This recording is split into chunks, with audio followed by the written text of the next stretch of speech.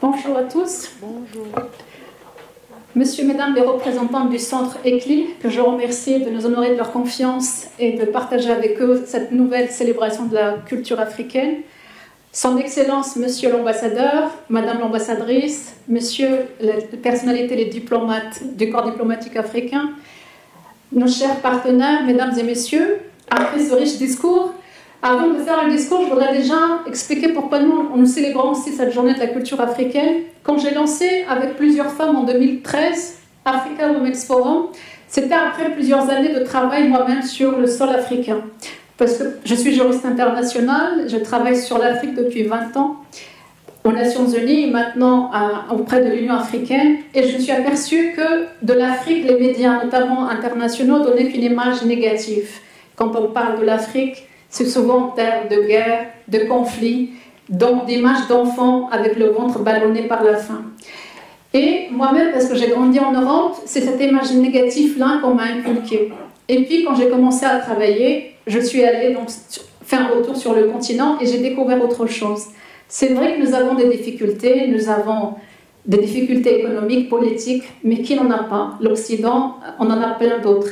Mais personne ne parle du rôle positif d'aussi, et notamment de la contribution des femmes dans le leadership africain. L'Afrique regorge notamment de beaucoup d'initiatives, beaucoup de leadership que même les pays les plus développés n'ont pas. Par exemple, au niveau politique, vous savez que les parlements africains ont des taux de parlementaires femmes beaucoup plus importants que les parlements occidentaux du Nord qui pourtant nous donnent beaucoup de leçons. Par exemple, le Rwanda, plus de 60%. Le Sénégal aussi arrive en bonne position. Nous avons des femmes chefs d'État en Afrique. La dernière qui a été élue, c'est la Namibie. Alors que par exemple, des pays comme la France n'ont jamais eu de femmes chefs d'État, ni les États-Unis. Et même quand des femmes se portent candidates dans les pays occidentaux, on trouve des stéréotypes que je n'ai jamais entendus sur le sol africain. Donc, et au niveau économique, après le politique, les femmes africaines sont aussi championnes de l'entrepreneuriat. Mais on n'en parle pas, parce qu'elles sont dans l'informel. Mais l'informel fait vivre des familles, des communautés, des pays entiers. Partout où vous irez en Afrique, peut-être vous verrez des hommes assis, profitant de la fraîcheur, mais jamais vous verrez une femme assise. Elles sont soit dans les marchés, soit dans le maraîcher. 70% dans l'agriculture sont des femmes, 70%. Les femmes en Afrique nourrissent l'Afrique, mais je peux dire aussi nourrissent le monde. Mais personne ne parle de ces réalités positives.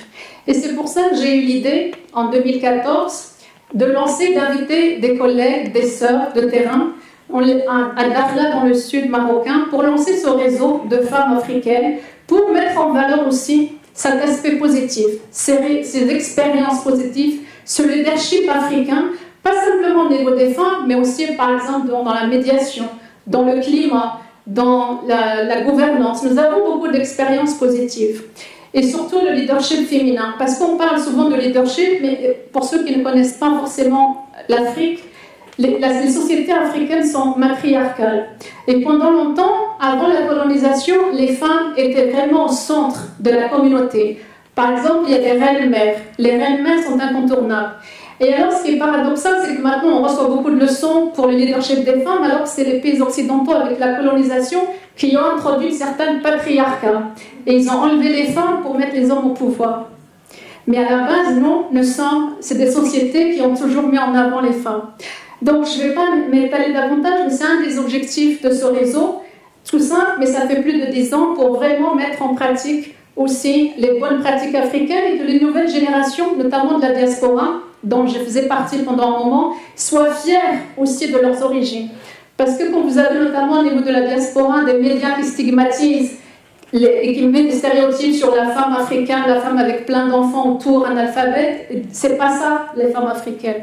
Donc nous travaillons aussi beaucoup avec les diasporas pour que les jeunes de cette génération se réapproprient la fierté de leur racine africaine, de la femme africaine. Donc c'est un peu dans ce sens-là que nous avons lancé ce forum. Et donc ce forum s'articule autour de conférences sur des sujets thématiques, des rencontres internationales, mais aussi des régionales. Et depuis son lancement à Dakhla, on a ouvert 6 bureaux, notamment en Gambie, les premiers, au Ghana, au Bénin, en Tunisie, etc.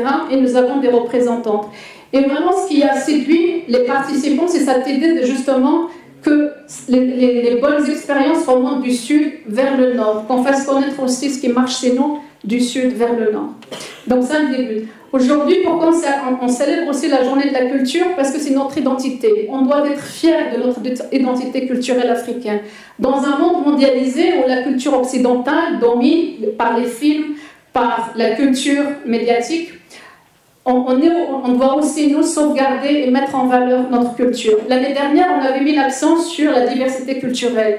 Cette année, face aux nombreux conflits qui touchent notre continent, on a voulu s'intéresser aux deux aspects de la culture. D'un point de vue positif, comme ça a été rappelé, c'est-à-dire la culture qui fédère les communautés malgré la diversité ethnique. Par exemple, dans chaque pays, nous avons une centaine de langues, 1000 communautés, mais grâce à la célébration commune de rites, les pays sont fédérés.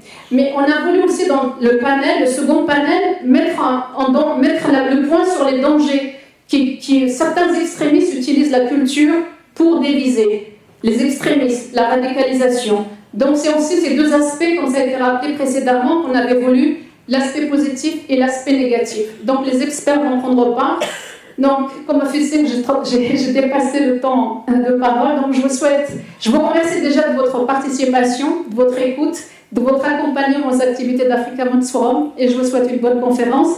Et on a choisi, avant de conclure, la Madagascar pour leur souhaiter la bienvenue, parce que l'ambassade de Madagascar vient d'ouvrir leur ambassade au Maroc. Et si le Maroc a des liens spéciaux et historiques avec tous les pays, mais nous avons, il faut que les Marocains le savent, nous avons des liens spécifiques qui font partie de l'histoire du Maroc avec un grand as.